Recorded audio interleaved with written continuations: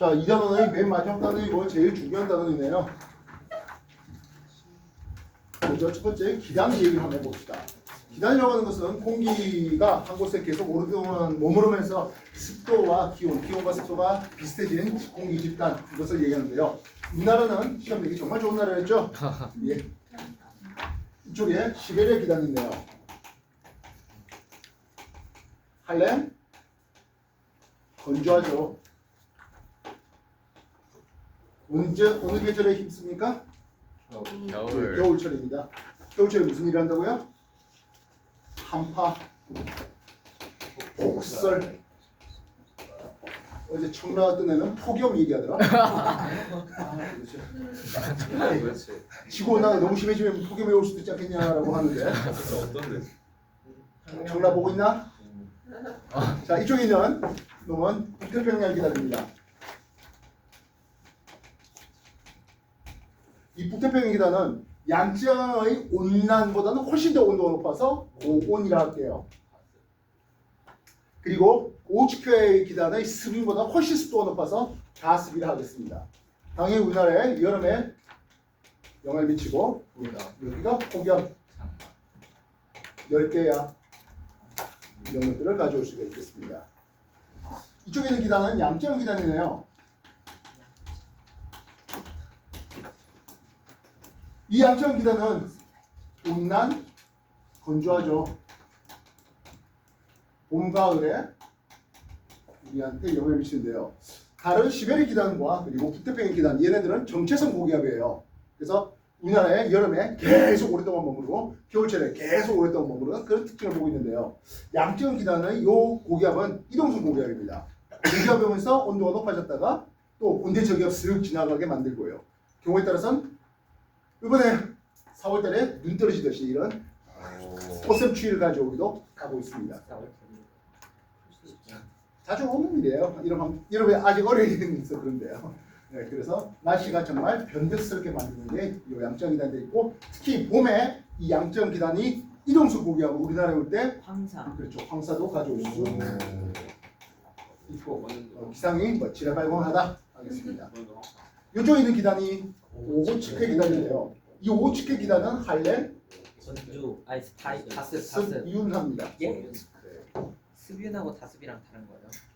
맞습니다. 숙주는 뭐가 있냐? 아니 처음 안 들었냐? 아니 저기보단 습하다. 그러면 이거하고 누가 더 습해? 다습. 일부러 저러. 기억이 3분 안 넘어가지? 누워도 기분이 좋아. 네. 늦봄과 초여름에 우리한테 영향을 주는데요. 늦봄에 우리가 팬 현상을 통해서 뜨거워져요. 동지방에 비 떨어지게 그리고 영서지방에 고온 건조 그래서 팬 현상을 통해서 높새바람 또는 늦봄 가뭄을 가져오게 됩니다. 봄 가뭄을 가져오게 되는 것이 이 오츠케 기단의 한 역할입니다. 이씨 어떻게 습이던데 가뭄을 가져오겠습니까? 하면 영동에 다 비 뿌려요. 영서지방에는 고온 건조해지는 현상이에요. 알겠습니까? 높새바람이라는 의미예요. 반면 초여름에 이 북태평양 기단하고 힘쓰면서 이때 장마를 가져오고 있습니다. 확인됐습니까? 네. 물론 이 기단이 한 곳에 계속 오랫동안 머무르긴 하겠습니다만 기단이 이동이 있을 수 있어요.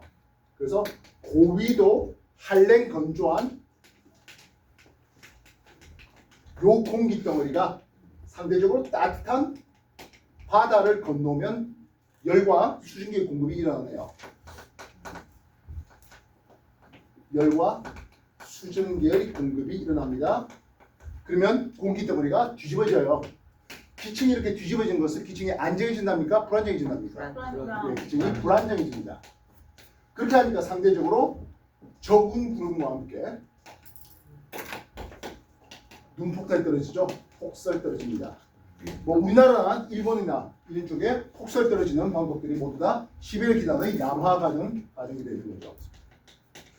시베리아 기단의 남하하는 과정에서 우리나라 서해안에 눈폭탄 떨어뜨리는 이런 걸 했습니다.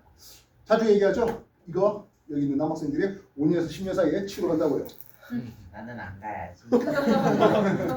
앞니빨 뽑아야 정리됐습니까? 예, 그래서 기단의 얘기를 해봤습니다. 공기덩어리가 서로 부딪혔을 때 쉽게 섞입니까 하면 그러지는 또 않네요. 그래서 공기덩어리가 서로 부딪혔을 때 안 섞이고 있는 경계면을 전선면이라고, 그 전선면이 지상에 들어지면서 우리는 전선이라는 이름을 쓰는데요. 이 전선이 크게 한랭전선과 온난전선, 추가적으로 정체전선과 폐색전선 이런 것들로 나눠질 수 있습니다. 먼저 이 전선의 얘기를 하기에 앞서서 온대저기압이 만들어지는 과정을 좀 설명하면 좋겠습니다. 왜냐하면 온대저기압에서 각종 전선들이 같이 동반되거든요. 그래서 온대저기압은 상대적으로 저위도의 따뜻한 공기와 고위도의 찬 공기가 서로 부딪히는 과정을 보게 됩니다. 이렇게 서로 부딪혔을 때 서로 섞이지 않고 찬 공기가 밀고 오려고 하는, 따뜻한 공기가 타고 오려고 하는 이런 전선이 만들어지는데, 이 전선을 우리는 정체 전선이라는 이름을 씁니다. 주의해야 될 것은 정체 전선은 장마 전선이 아니에요. 장마 전선 전체 전선이 맞아도요. 집합 포함한 게 이해되겠습니까? 네. 그렇게 해서 정체 전선이 형성되면서 힘겨루를 하고 있는데요. 문제는 이 힘겨루가 영원하지는 않네요. 그래서 파동이 생긴다라는 이름을 쓰는데요. 저쪽에 있는 고위도에 있는 놈이 찬 공기 쪽을 타고 밀어 올리려고 하고, 따뜻한 공기는 타고 오는 과정에서 각각 한랭전선과 온난전선을 만들어냅니다. 이때 한랭전선 이동 속도가 좀 더 빨라가지고 전형적인 시옷자 모양의 한랭전선 있는 영역과 온난전선 있는 영역으로 나눠볼 수 있습니다. 그러면 이 한랭전선의 이 단면을 잘라보면 어떻습니까 하네요. 한랭전선은 찬 공기와 따뜻한 공기를 밀어 올린다 했습니다. 그래서 이쪽에 찬 공기가 있겠고 따뜻한 공기 있네요. 밀어 올리다 보니까 상대적으로 상승 기류가 강해요. 적은 구름이 있네요. 이 적은 구름과 함께 전선 뒤쪽에 소각성 강의가 내립니다. 뒤쪽에 글자 잘 보입니까? 안 되면 나중에 와서 사진을 찍어 가십시오. 어차피 책에 다 있어요. 반면 온난전선 쪽은 어떻습니까? 이 따뜻한 공기가 찬 공기를 이렇게 타고 오르는데요. 그렇게 상승 기류가 강하지 못해요. 그래서 옆으로 많이 퍼진 구름이 만들어집니다. 층, 운, 형 구름이 만들어집니다. 그리고 내리는 비는 이슬비가 내리겠다고요. 그래서 구름 생성되는 영역을 보면 한랭전선 뒤 좁은 영역에 온난전선 뒤 넓은 영역에 온난전선 앞쪽 넓은 영역에 걸쳐서 이렇게 시옷자 모양의 구름이 형성되는 것을 볼 수가 있겠다고요. 이게 매우 중요한 부분이 되겠습니다. 그 나중에 날씨와 일기도의 문제의 8화는 이 온대 저기압의 문제가 됩니다. 한랭전선의 속도가 더 빨라가지고 한랭전선과 온난전선이 겹쳐지는 이 부분을 우리는 폐색전선이라는 이름을 쓰는데요. 이 폐색전선이 형성된다 하더라도 온대저기압의 중심기압을 비교해갖고 중심기압이 더 낮아져 있다면 이거는 좀 더 온대저기압이 발달돼 있다 이렇게 표현해야 되겠습니다. 이해되세요? 그리고 이 폐색전선은 뭐 온난의 폐색전선과 한랭 폐색전선은 구분합니다만은 중3에서는 나타날 일은 아닙니다. 그렇게 해서 찬 공기가 아래쪽을 완전히 차지하고 따뜻한 공기가 완전히 위쪽을 차지하는, 그래서 기층의 분비가 일어난다면 이때 이게 온대 저기압의 소멸이다 하는 거라고요. 이해됐어요? 다시 한 번 더 이 부분을 보십시오. 이 온대 저기압은요, 한랭전선, 온난전선이 있는데요. 등압선을 그린다면 뭐 이런 식으로 등압선을 사대골 모양으로 그릴 수 있습니다. 풍향을 보는데요. 한랭전선의 뒤쪽은 북서풍이 불니다. 한랭전선과 온난전선 사이에는 남서풍이 불고요. 온난전선 앞쪽에는 남동풍이 불어요. 근데 이 온난전선이요, 가만히 있는 게 아니라 움직이네요. 어느 쪽으로 움직입니까 하면 서에서 동으로 움직입니다. 뭘 타고요? 모르겠으면 편서풍 써야죠. 모르겠으면 편서풍 써요. 왜 우리나라 편서풍 됩니까? 우리나라에서 일어나는 앵간한 현상들은 다 편서풍 때문에 일어나요. 알겠습니까? 네. 그래서 우리나라 입장에서 한번 생각을 해봤네요. 오늘이 4월 15일인가요? 예. 네. 4월 15일에 우리나라는 온난전선 압축이 있습니다. 예, 우리가 인천에 있으니까 온난전선 압축이 있던 이런 상황을 볼게요. 시간 흐름인데요. 4월 15일 날 온난전선 압축이에요. 어떤 일이 벌어집니까? 구름 잔뜩 끼고요. 이슬비 내리고 있어요. 풍향은 어떻다고요? 이렇게. 남동풍이 불고 있죠. 네.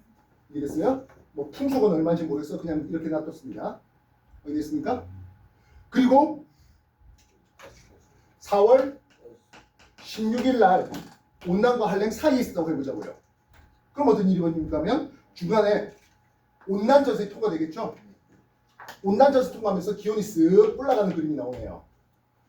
이해되셨습니까? 네. 이때 인천 입장에서는 온대저기 중심이 다가오니까 기압은 어떻게 된다고? 낮아집니다. 그러면서 구름을 보니까 별로 없네요. 풍향은 어떻게 된다고? 남서풍으로 바뀌었어요. 분석은 뭐 얼마인지 모르겠습니다. 근데 조금 있으면 4월 17일 날 한랭전선 뒤쪽에 우리가 막 위치하는 그림을 볼게요. 그럼 어떤 일이 벌어질까요? 기온이 갑자기 뚝 떨어지겠죠? 네. 그리고 기압은 온대저열 중심이 멀어지면서 기압이 쓱 올라가는 그림이 나오겠습니다. 그래서 여기가 온난이 통과했고요. 이쪽은 한랭이 통과하는 과정을 봅니다. 한랭이 통과하면서 기온 뚝 떨어지면서 저구는 구름 잔뜩 오면서 북서풍은 그냥 바뀌겠고, 그리고 자 이거 뭡니까 하면 이게 소나기입니다. 그냥 점 찍은 건 이슬비 내리는 거고 이거는 소나기 내리는 거예요. 이해됐어요? 매번 이 패턴이었죠. 그래서 다시 한 번 더 인천 입장에서 풍향의 변화를 보는데요. 4월 15일 남동풍 불다가 4월 16일 남서풍 불다가 4월 17일 북서풍으로 풍향이 자 이거 어떻게 된다고? 시계 방향으로 풍향이 바뀝니다.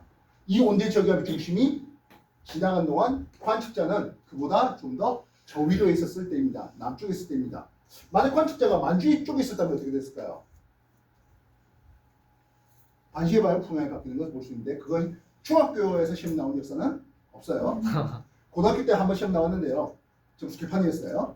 온대지가 무조건 풍향이 시계방향이지 하면서 시계방향 변한다 동그라미 쳤던 안타까운 일들이 벌어진 부분이에요. 외우기만 한 거에 패한 좀 이해 좀 하면서 이렇게 공부해. 저 이 정도면 일이 나와서 강의할 정도 되지 않냐? 지금 이게 온대지역 내가 몇 번을 설명했는데 심지어 지구학 2에 있는 온대지역 문제까지 들고 나왔잖아. 8번 한거 같아요. 그렇죠.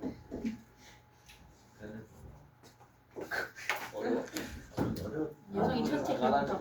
머리 터질 것 같아. 이게 어떻게 쳤지? 자, 뭐 오늘 그래서 큰 2단원 지구학 파트에서 이제 기본의 얘기들을 좀 소개해보면서 얘기들이 마무리 좀 해봤습니다. 여러분 이제 문제 풀어보시면서 정리해 보시면 되는데요. 일부러 그렇게 좀 기출 문제들을 해서 해놨는데요. 여러분한테 25문제 전부 다 풀어할 소리는 안 했습니다. 조금만 풀어보시면 어차피 그 문제니까요. 알겠어? 자, 지금 챕터 7 시작해 보십시오.